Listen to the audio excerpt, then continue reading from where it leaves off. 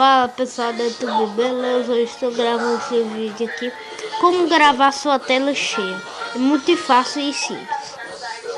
Primeiro você vai lá no Play Store. Escreve. Como é? Deixa eu ver aqui o nome do programa. Record W. Aí você escreve lá no Play Store.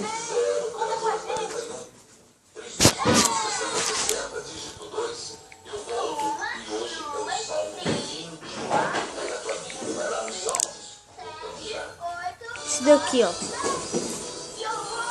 Ele grava mesmo, não é mentira não. Aí depois você clica, vai mandar você instalar um programa.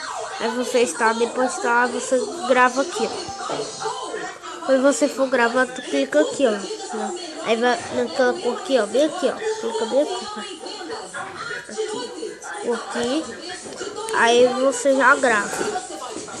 Do lado dessa cor aqui, ó. Do lado onde tem essa cor aqui, YouTube. Do lado dele. Do lado do YouTube. Do lado dessa cor aqui, da direita. Aí você clica nele que vai aparecer essa parte, fala aí, depois fala uma coisa, aí depois sai daí, aí depois vai aparecer 1, 2, 3, 4, 5, até chegar a 0.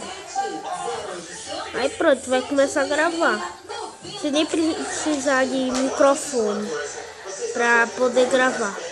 E eu gravo com esse programa aí. Aí depois clica aqui, ó, se você quer enviar mais rápido.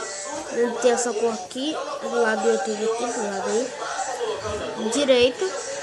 Aí você escolhe o YouTube, aí depois envia pro YouTube. Só isso. E o único programa é esse aí, o programa foi mais fácil, nada de complicado e pronto. E tchau.